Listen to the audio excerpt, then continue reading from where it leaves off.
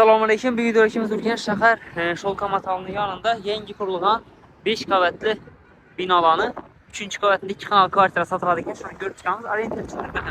Beyanımız ile Şolkamatal bakmadık. Beyanımız sizlere Ayşet'te bazı kabutesinde.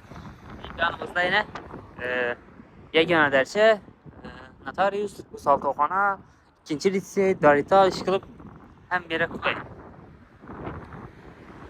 Marşrutam 7, 19, 5, 13, 28 başlayan ve marşrut 3 tane var. Bahçe yüzü. Bir şey de bu. 3 yıllar 2 kanalı var. Biraz kvartına içen kısmından görüp çıkamız. Şama. Ümit içen kısmına ettik geldik yine. Kötü işlerimiz demir eşik. İçten girdik. Koridor üçgen. Diyorlarımız bu aktivlerimiz laminat bol. Spalni, zal, sanuzel i kuxniyadan iborat. Kondisyonerlarimiz var ekan. Bir chetdan görüp çıkamız endi. Hem yerimize girenler taşalgan.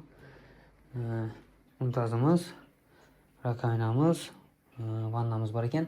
Kir maşini gitedi. Uyni paştiki köpez gitedi. Endi giteden qaladan vəzlərini şu vaxtda özlerinden sonra balasılar. Beyanımız kuxnimiz. Kuxnida fakat kuxni mebel qaladı. Gaz plita, xaladelikni alaman dediler. Bir şişe qaladı. Bence aynalarımız akfa, bataryalarımız var, ataplayınımız turistik airfield katyol, ışıkları MDF, ondan sonra gösterip ettik. Ben de zal, bu özleri gidedi, mebelem gidedi. Üstüne asılan patologlarına tercüme edilgen iken aynalarımız akfa, bataryalarımız var.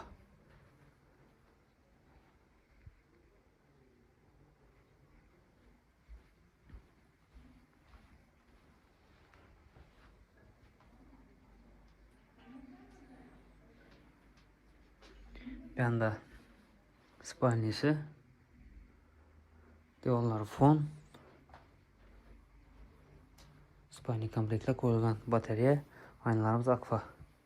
Gördüğünüzde 2 kanalı kvartira. Bəzi vəcləri qaladı, bəzi vəcləri gidedi. Qaladan giden vəclərin üstünde sonra balasılar. Baxasını ekranda yazıp koyamız. Makul olsa bemalal telefonlaşıp gelip görseniz buladı. Orientirimiz Şolkamatal. 5 etajga domlu, 3. etajında 2 kanalı kvadratı ya 52 ya 56 kvadrat. Plus minus. Toşnisini dokumentde görəsiniz. Kime makul olsa bemalal telefonlaşıp gelip görseniz buladı. 5 etajlı domlu, 3. etajında 2 kanalı kvartira. Bəzi cihazları qaladı, bəziləri gitedi. Baxası ekranda yazıb duradı. Bemalal görüb telefonlaşıb gəlsəniz də boladı. Orienterimiz Şolkamatal. Telefon nömrərini aytıb etəmiz 99 946 76 66.